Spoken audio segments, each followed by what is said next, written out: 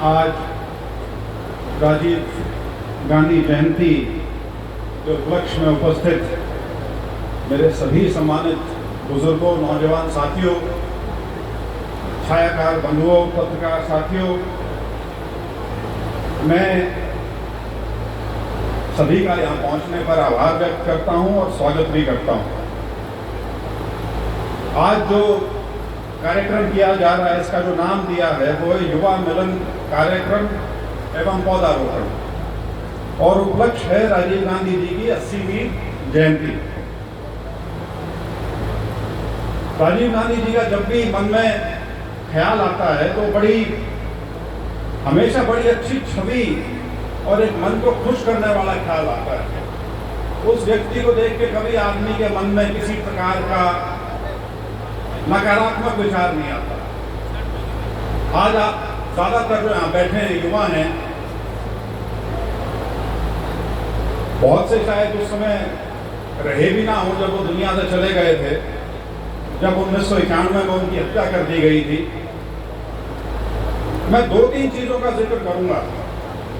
वैसे तो चौहान साहब ने अपने अंदाज में उनके साथ संबंध थे, उनका योगदान जो रहा उसका उल्लेख किया, लेकिन मैं विशेष तौर पर 2-3 चीजों पर जोर डालना चाहूंगा, क्योंकि वो चीजें आज भी उतनी सार्थक हैं जब वो सत्ता में रहे और जो वो बदलाव लेके आए जो उन्होंने किए।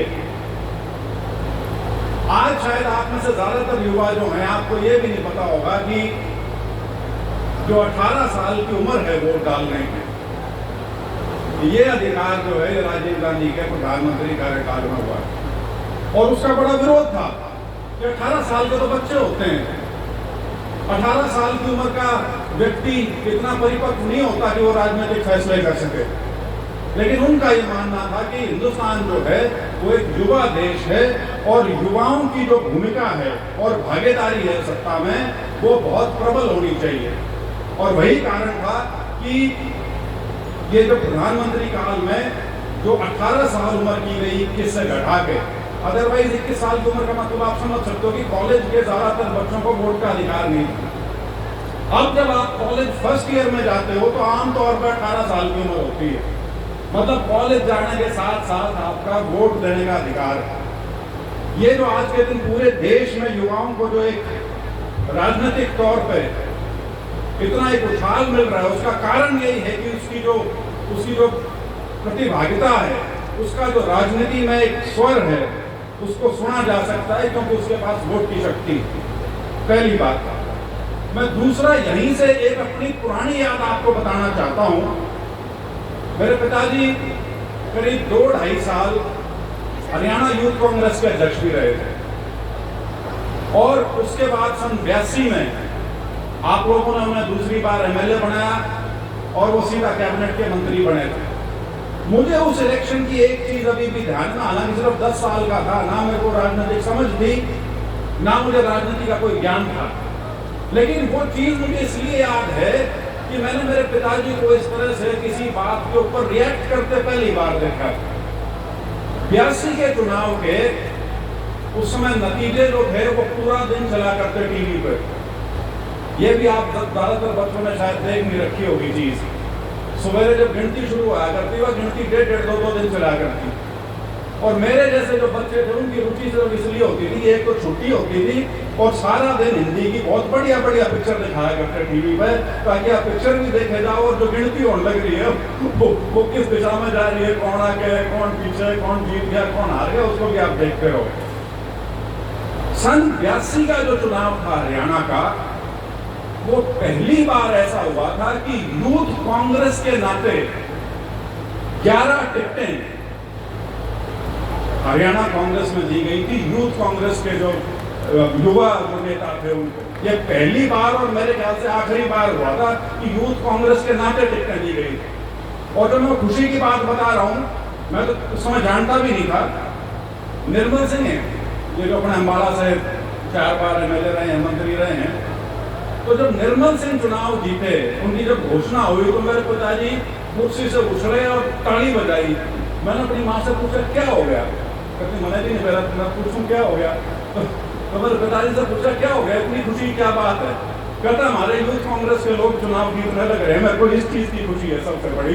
तो ये जो देन है वो ये भी राजीव गांधी की थी, क्योंकि वो उस समय राजनीति में आ चुके थे। संजय गांधी जी का आकस्मिक निधन हो गया था दुर्घटना में, उसके बाद राजीव गांधी राजनीति में आए थे, और उनकी जो युवा के प्रति जो एक निष्ठा थी, इनको मुझे राजनीतिक तौर पर उठाना है, वो तब से थी। चौधरी साहब ने एक चीज का जिक्र नहीं किया, जिस समय चौधरी साहब प्रदेश कांग्रेस के अध्यक्ष बने, मेरे ख्याल से सारे ही 39 साल के रहे होंगे, 39 साल की उम्र थी।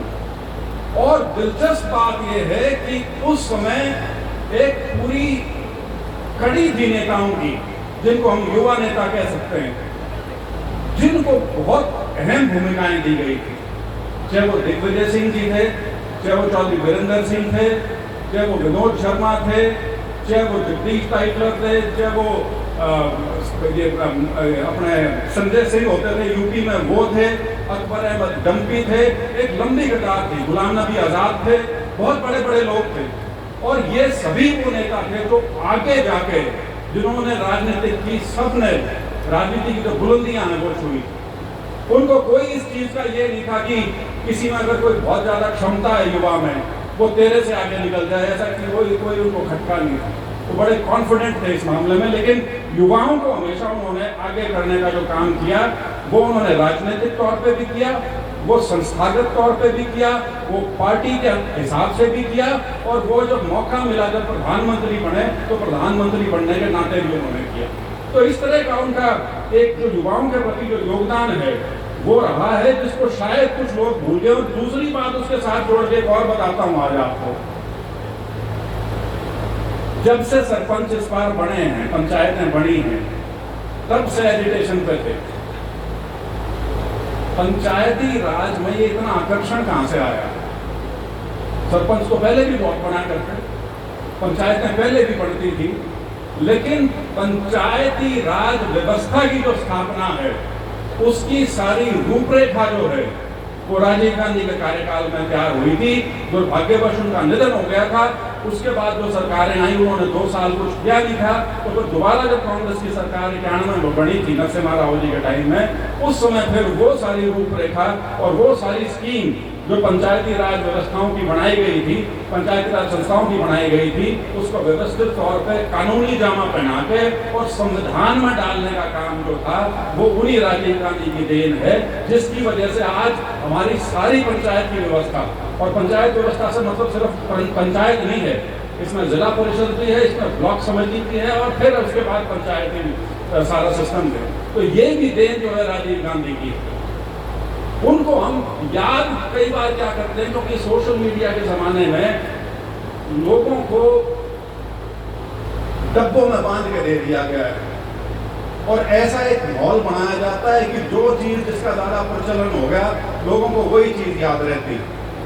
लोग भूल जाते हैं कि ये जो देशभक्ति और राष्ट्रवाद का जो जामा पहने घूमते हैं, इनका ना तो आजादी की लड़ाई में योगदान था, ना इनका कोई बलिदान का इतिहास है। और ये कहते हैं कि परिवारवाद। ये वो परिवार है जिसने इस देश के लिए एक प्रधानमंत्री और एक भूतपूर्व प्रधानमंत्री का बलिदान दे रखा है, और उसके बाद लोग क्या कहते हैं कि ये तो इनकी जिम्मेवारी थी, काम ठीक से नहीं किया इसलिए हो गया। ऐसे नहीं होता, ये आप खुद भी समझ सकते हो।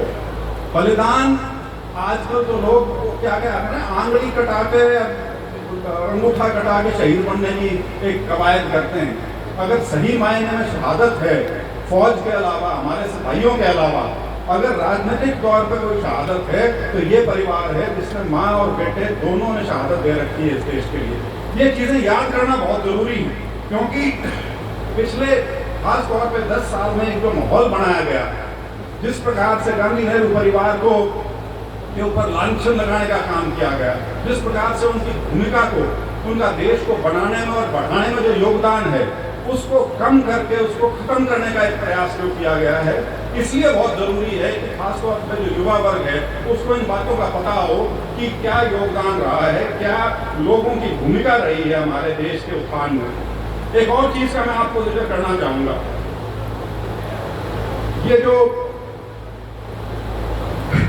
मेरे पिताजी ने भी जिक्र किया यहाँ पे कि चुनाव आने वाले हैं, इसके अंदर हमको अपना भाईचारा बना के रखना है। और राजीव गांधी जी का उन्होंने जिक्र किया कि किस प्रकार से उनकी जो सोच थी वो इतनी व्यापक और इतनी बड़ी थी कि उनको ये भी नहीं पता था कि उनके मंत्रालय में इतना बड़ा मंत्री जो है वो कौन सी जाति से।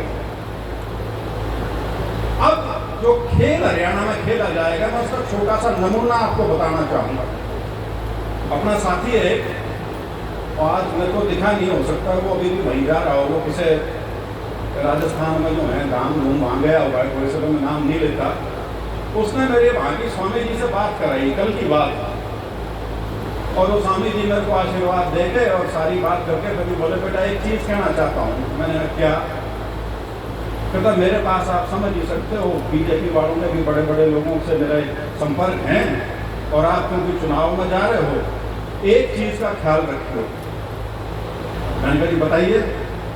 बोला बहुत तीखा और बहुत जहरीला जात पात का खेल खेला जाएगा हरियाणा में आने वाले 1.5 महीने में। ये एक ऐसे व्यक्ति ने मेरे को कहा जो धार्मिक व्यक्ति है, किसी धाम का, किसी मठ का मठाधीश है, उसने मुझसे ये बात कही। तो ये बात आप हल्के में मत लेना, ये विचार करने की बात है, ये सोचने की बात है कि जो हमारा भाईचारा बिगाड़ने का काम पिछले 10 साल से चल रहा है और जिसको अभी तक हम रोकते आए हैं, ये आगे भी इसी तरह से बना रहे, ये बहुत आवश्यक है। आपको याद हो अभी 1.5 साल पहले नूह में सांप्रदायिक हिंसा फैलाने की कोशिश की गई।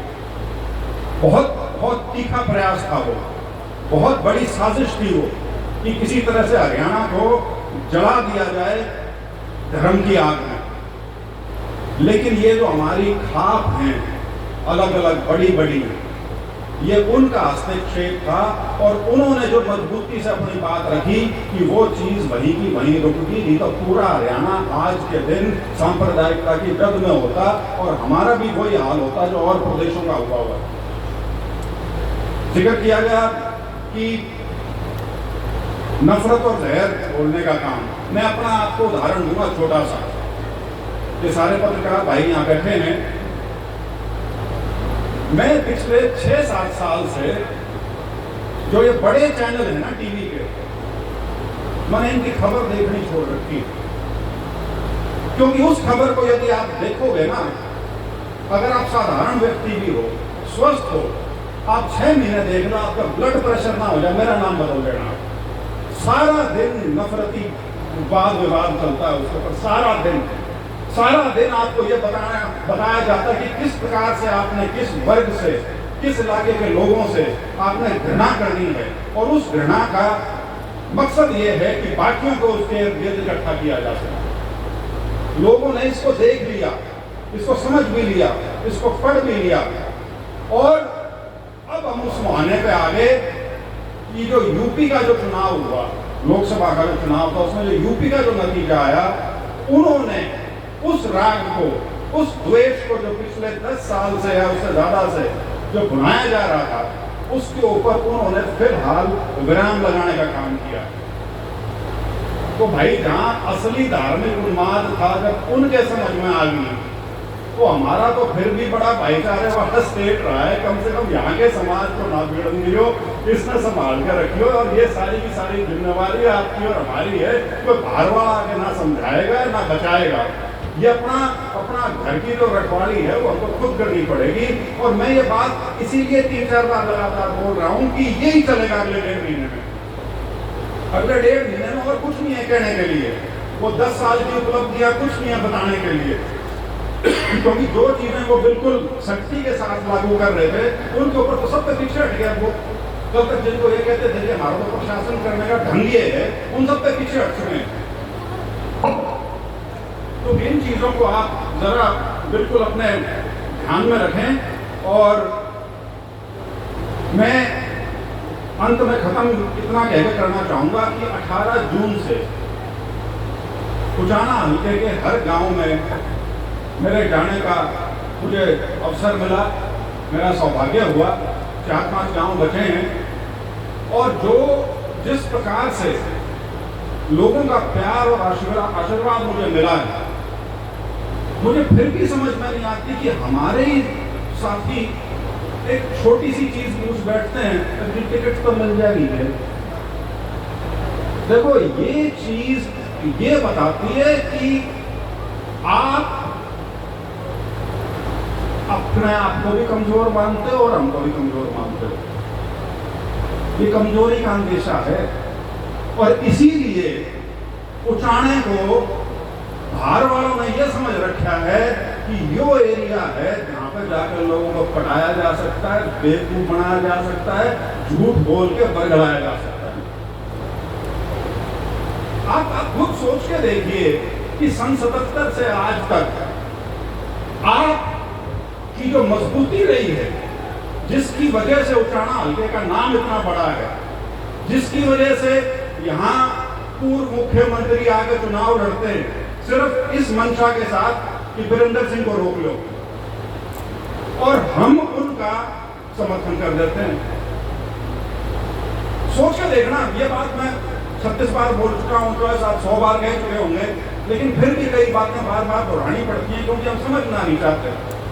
हम घूम फिर के कहाँ जाते हैं, मेरी बदली नहीं हुई, मेरा यो डीसी रेट पे नहीं लग गया, मेरा यो पक्का नहीं लग गया। ये रोना इसीलिए रोया जाता है क्योंकि पूरी सत्ता भोगे नहीं रखी।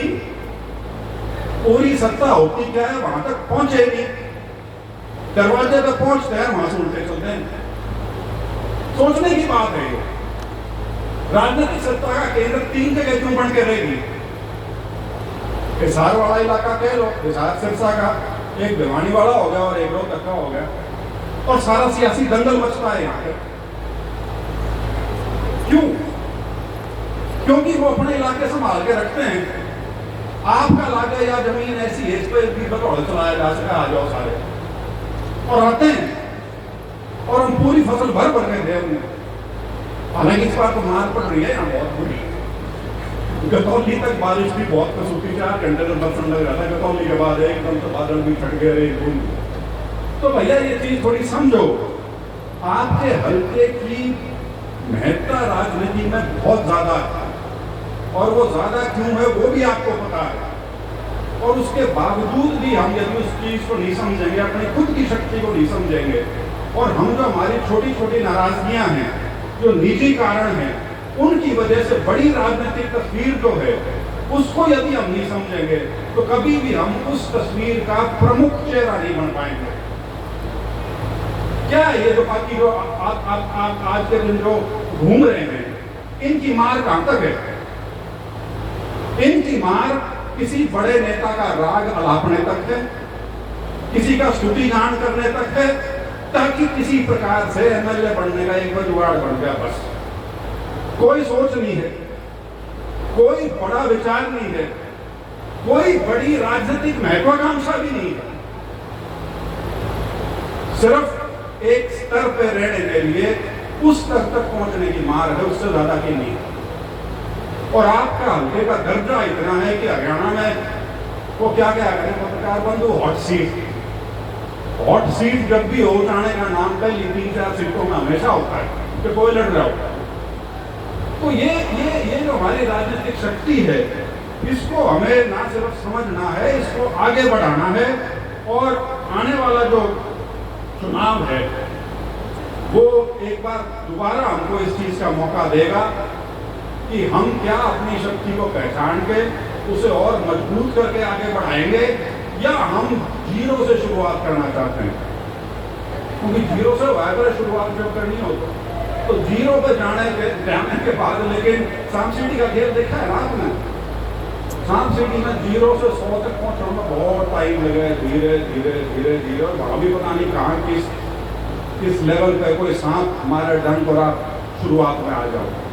तो कृपया करके हमें उन चीजों से सावधान रहना है।